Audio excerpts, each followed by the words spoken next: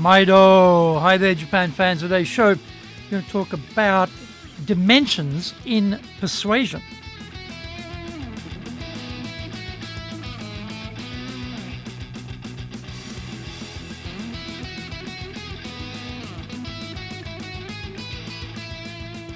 Present or Master Shimasho.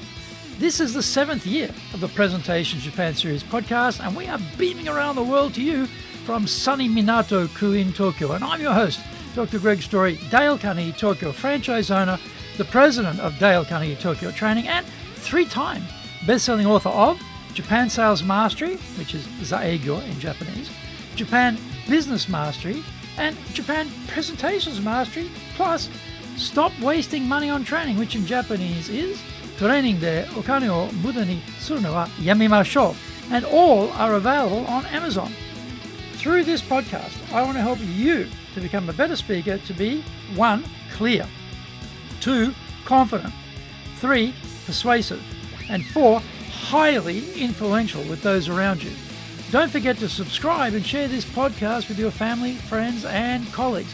We are not being sponsored by Libsyn, but we value your privacy, which is why we have our podcasts hosted by Libsyn. Unlike many other hosting organizations, Libsyn have a strict policy that does not allow access to your private information by anyone. Here is our daily podcast lineup on Apple Podcasts. Mondays, the Cutting Edge Japan Business Show podcast. Tuesday, the Presentations Japan series. And every second Tuesday, the Business Touches in no Oshie show. Wednesday, the Sales Japan series. Thursdays, the Leadership Japan series. And every second Thursday, the Business Pro Podcasto show. Fridays, the Japan Business Mastery show. Saturdays, Japan's top business interviews. Now, this is episode number 327. Today we're talking about avoiding the single dimension in persuasion. I'm constantly amazed at the lack of thinking about seizing opportunities for storytelling to be more persuasive in business. Most interactions are one-dimensional. We want to buy something, and the seller supplies it, and that is the end of the transaction. This is particularly so in the retail environment. What is ironic is that vast swathes of products have huge budgets devoted to creating the story behind the product or service. Somehow, it doesn't leap across to infect the staff who are selling it. They just operate at the transactional level and don't make any effort to go beyond that. Why would one part of the organization be ploughing big money into storytelling at the marketing level and not be making use of that same effort at the point of purchase? Mindset and training are obviously the issues. It is up to the company to work on the thinking of the staff and educate them why this is a game changer for the business. The people taking the dough off the buyer are not trained to think holistically about the brand or the business. Every company has amazing stories about the origins of the firm, the amazing clients they've served, and the fantastic results they've secured. Sadly, they keep all of this stuff to themselves, and we never hear about it. Let me prompt some rethinking here. Imagine when someone is making a retail inquiry that the salesperson was well trained and able to go beyond telling a client that they are there to answer any questions they might have. By the way, at least in Japan, there are staff there to serve you. With the green eyeshade bean-counting crew running riot in big Western retailers, there's always that constant search for finding someone to serve you or to answer a question. I was in Brisbane recently, shopping at a major department store, and there was stock everywhere on the floor, and very few people to process the sale. Anyway, the person serving can become a storyteller as well as a transactor. They could approach you and say, "Thank you for shopping today, and thanks to you and our other valued clients, we're celebrating our 60th year in business. If you have any questions, I'm here to answer them for you." That simple additional statement adds credibility to what is being sold because it says this company has stood the test of time and as a consequence must be reliable. When explaining the good or service, they can tell a brief story about the provenance of the solution. How did its solution come into existence? Who was involved? When did it happen? There are so many rich stories tied up there, and they are all known, but often not collected or promulgated. Find out more. We come back from the break.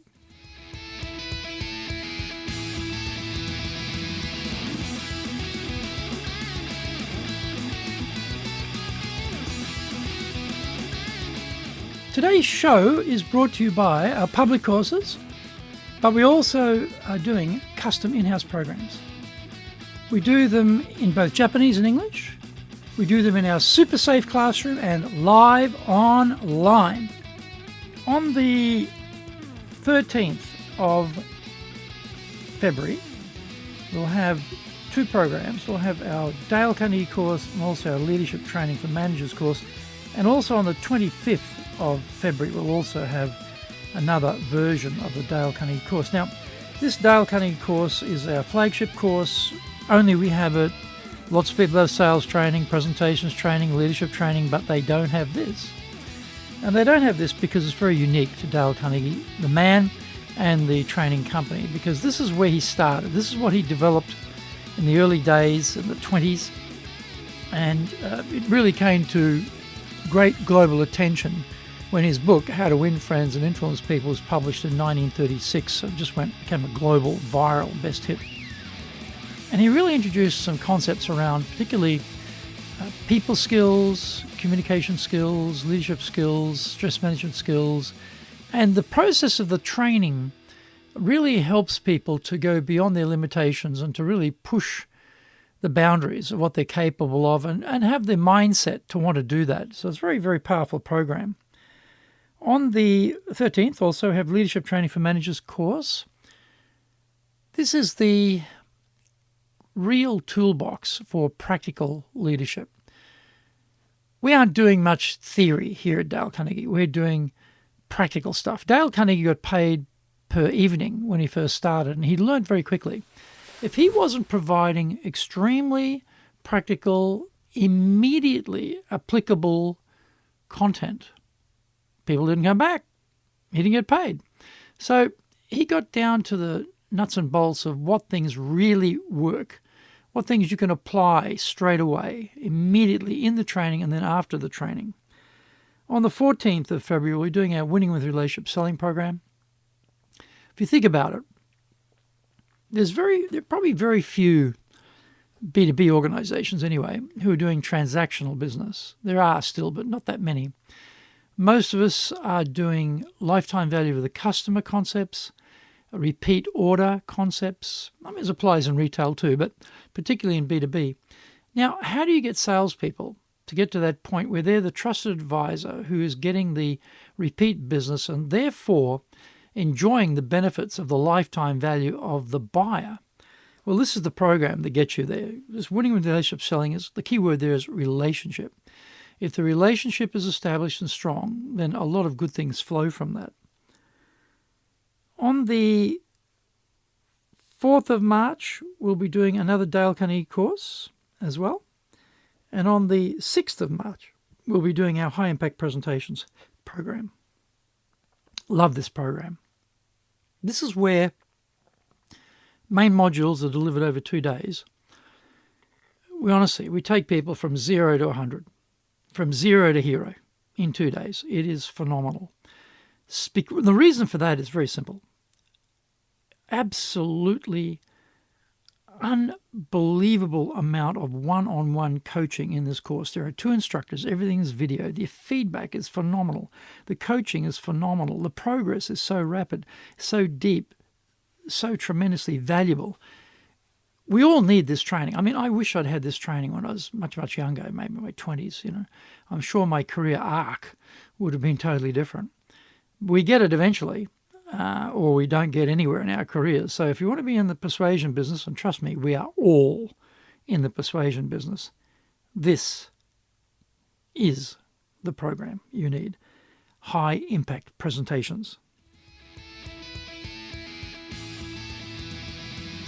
Go to our website at www.dale-carnegie.co.jp. That's www.dale-carnegie.co.jp.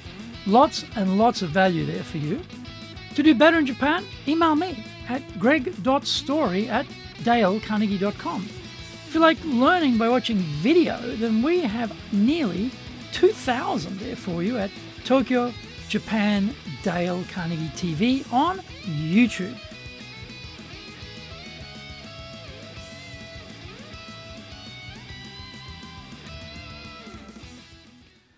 Welcome back. In a B2B example, if a client was looking for sales training, we could just say we have various training courses available and then go through the detail. Or we could say the roots of our sales training stretch back to 1939, when Dale Carnegie had reached global fame with his best-selling book, How to Win Friends and Influence People, and responded to requests for public training classes in sales. Prior to that time, if your company provided training, you were looked after. Otherwise, you were on your own. Dale Carnegie really democratized the process and made it available for everyone. What we have today is the product of 80 plus years of experience, research, and Kaizen. That little story takes around 25 seconds to tell, which means it is rich enough and compact enough to give the client a solid impression of our credibility as a supplier of sales training. Buyers, be they retail or B2B, want to know who they are dealing with. None of us want to make a mistake, so we are looking for risk reduction. One of the most visited pages on our website is a section called About Dale Carnegie Training. People want to know the backstory. Another common interest part of the website is the About Us segment. We're all looking for reassurance that we are dealing with the right people, and that these are people we can trust. So in our case, we have a section on the company, Frank Mochizuki, who started the business of Japan, me as a president, and then brief histories of our leadership, sales, presentations, and communication core courses. We're telling stories to persuade buyers that they are making a good decision to buy from us. How about your website? What stories are you telling about your solutions? This is the easy part, of course, and the hard part is training the team to both know the stories and to be able to communicate them concisely and powerfully in front of the buyer. We need to create the content and then the time to teach people what they can say. The key part is shifting gears away from a passive approach of serving to a proactive approach of really serving the buyer by going the extra mile to assure them you are a safe supplier they can trust. This is a major mindset shift. And if that is all is achieved, it will still put you far in front of the competition. It is up to the firm, of course, to do the backfill and give the team the tools and training to be more effective in their storytelling. The cost is minimal in the big scheme of things, and the outputs will be disproportionate to the effort to organize the inputs.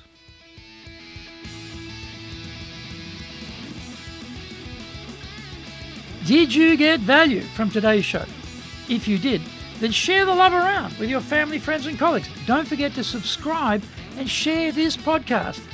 Until the next episode, go out there and apply the learnings from today and become a presentations legend amongst your circle. Thank you for joining me, and please tune in next week. Remember, I'm in your corner, committed to your success here in Nippon.